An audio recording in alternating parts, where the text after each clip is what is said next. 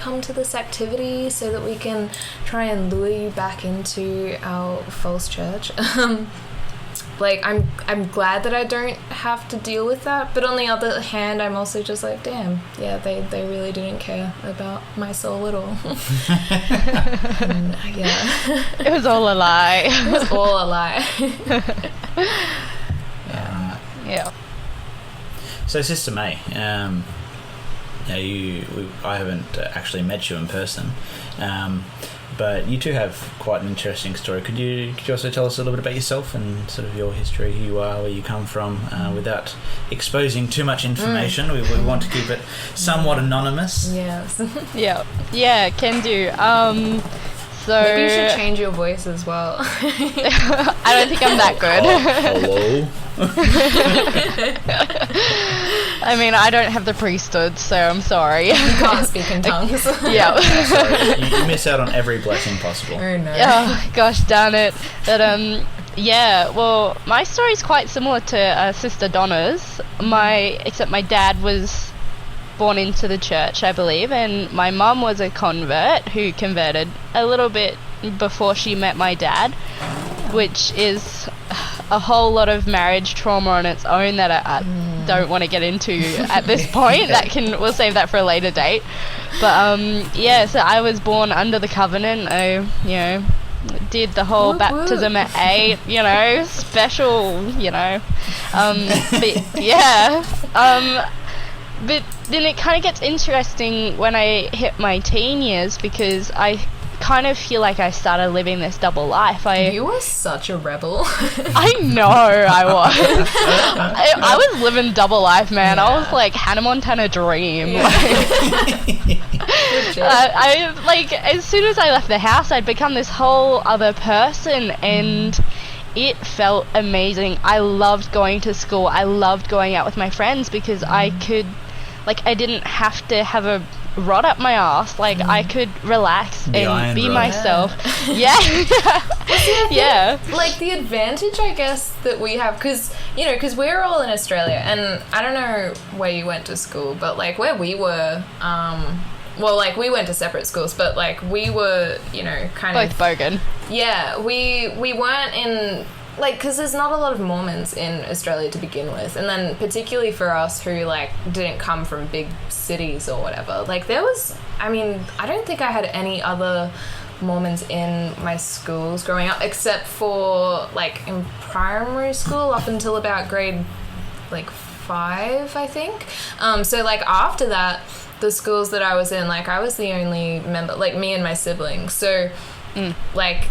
And that was kind of cool because, there was nobody watching you at school to make sure, like, there was nobody policing your behavior to make sure that you were, like, living that Mormon life. Well, exactly, pretty similar. Yeah. I only had, I think, like, a less active member at church. Yeah. Funnily enough, I had a friend, she was one of my closer friends through school. I didn't realise until years later she'd actually been baptised when she was 8. Oh, really? Weird, but she was in my school as well.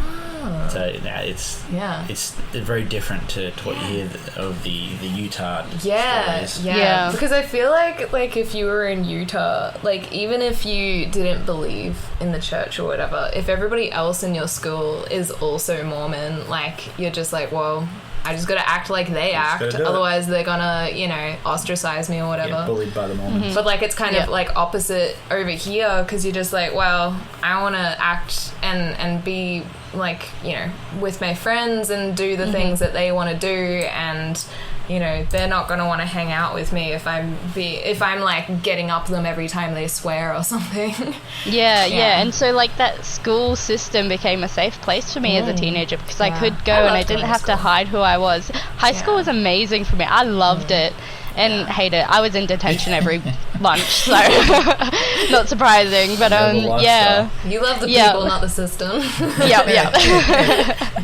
That's me through and through. But and then I ended up meeting this guy who was an absolute douchebag, and But, you know, I was in love. I loved him. I wanted that, like, you know, the Mormon dream, once upon a Mormon, and we, like, lived happily ever after. And so I just like I will convert him.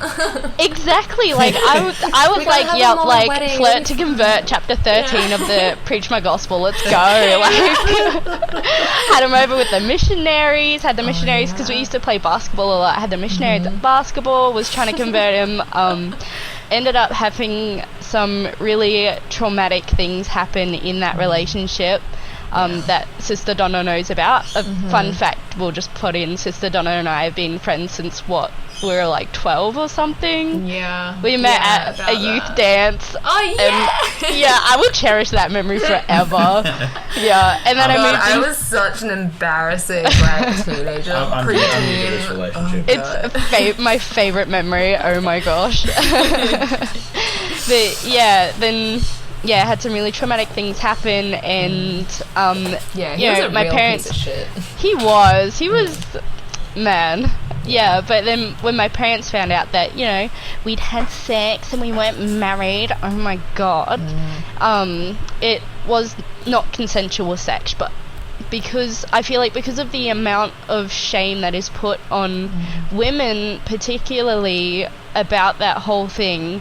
I wasn't going to tell them anything that happened. I was like, like, this is what I'm going to go with because it's easier than actually sitting down and having that difficult conversation, because I felt like I couldn't have that without just shame and all those terrible feelings. Yeah. And so I ended up going, you know, having my mum drive me to the bishop's house and, having to confess my sins. And then I had to go through a year of repentance for that. I know. And, after that year, when I got my temple recommend back, my mum was, I just remember her being so excited. Oh my gosh, we can go to the temple again. Let's go to the temple. And, so then I was believing, because I'd gone through this whole year of repentance, aka... like intense indoctrination. That I was like, yep, it's true, like nothing can change me. I ended up going on the mission, served in the same mission field as Sister Donna's husband, even down to the point we served in the same area, which got me a couple meals once a week, so that was great. Thank you.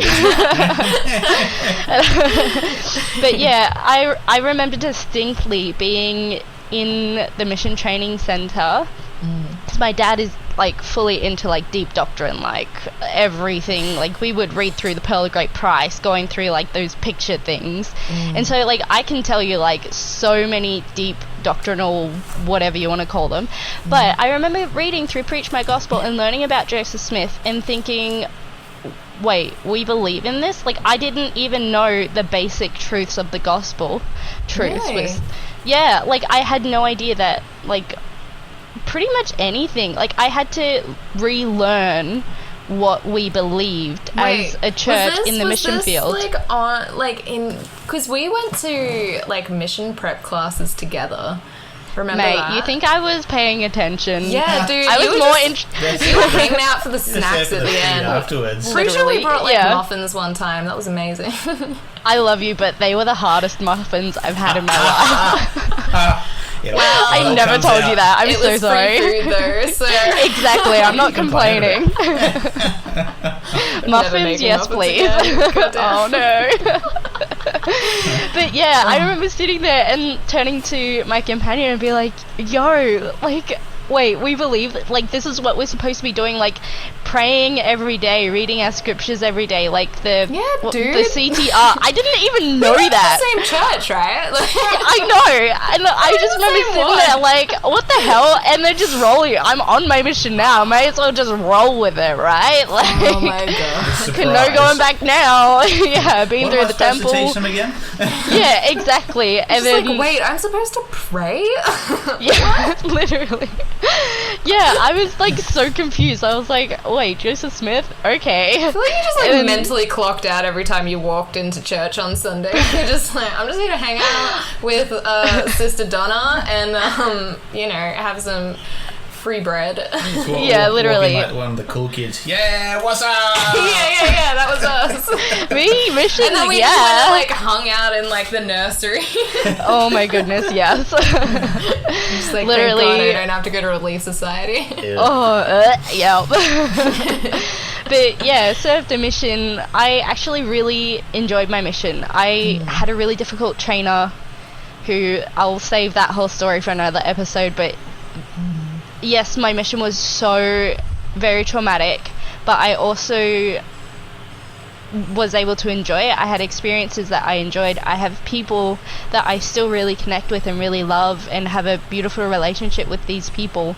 And yeah, I thoroughly enjoyed it. The thing that really started to break my shelf and to break me down, this is so dumb, and for me it feels very vain, but like growing up I'd have people, oh, like you're gonna have boys lined up waiting for you when you turn 16, and then on my mission everybody would be like, oh, Sister May, you're going to be married within like 6 months of getting home. And, you know, in your head, you want that Mormon dream, like, yep, get home, get married, start popping out the kids, let's go. Like, yeah. Oh, yeah, what are you talking about? 6 months? That's a long time. That's like a third of my mission. Yeah. Exactly. So I was so excited to get home and be that righteous woman and wife and mother.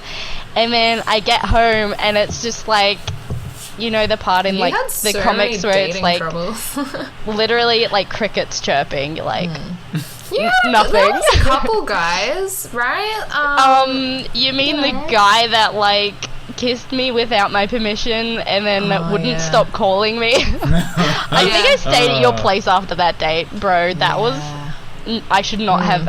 That was actually really dangerous. I shouldn't have gone on that date, but yeah.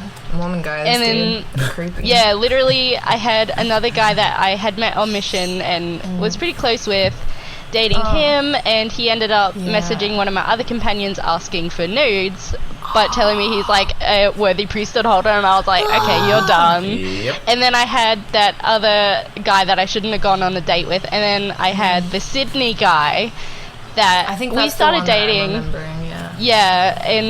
I was like fully ready to marry this guy, and he just randomly calls me up the day after my cat dies and is like, I don't have feelings for you anymore, we're breaking up. And like, I remember trying to initiate a conversation with him, like, okay, well, was it something that I did? Like, did I do something wrong? Because I can change. Like, fully, I was ready to commit to this guy, but nah. And that kind of broke me down a little bit because I had grown up hearing all of these promises, like if you go on your mission, like you will be blessed with a righteous husband and family and like all of these things, and even the covenants in the temple, like if you dedicate like your time and energy and effort, like you'll be blessed. And I got home and it was just like the rug had been pulled out from under me. Like like there was nothing to support me, and I just depression and anxiety and these dating issues, I was like, okay, well, God's promised me these things and they're not happening, so what the hell? So I decided to, I was like, you know what, if God's not going to get me a husband, I'm going to do it myself. So taking matters into my own hands. Yeah, so well, you went and found yourself a heathen.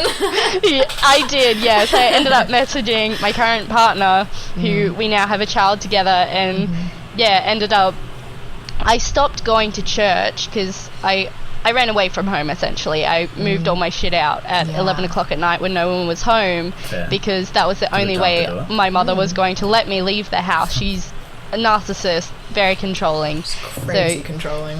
Yeah, I had a friend help me move all my shit out and lived in the back of the shed with her for a couple months while dating my partner. And I just stopped going to church, started drinking, and like Sister Donna, I feel like I really found who I am deep underneath everything that the church has put on me and who I should be.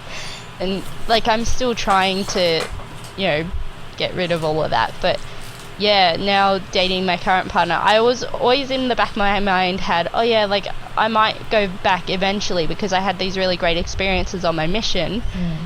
But then I remember middle of last year having a conversation with him, like, oh, hey, like why are you an atheist? Why don't you believe? And he pointed out some things and I was like, holy shit, oh my god, that makes so much sense. And I was like, I am so stupid. Why did I not notice this before? And then that kind of, I was like, okay, yeah, I'm never going back. And then ever since then, I've been, you know, just reading things and hearing about other people's experiences that I'm like, it is such a toxic culture that even if it was true, there is no way in hell that I would go back. Just don't want to be part of it. Oh, exactly. Yeah. I feel like when I left, I was sort of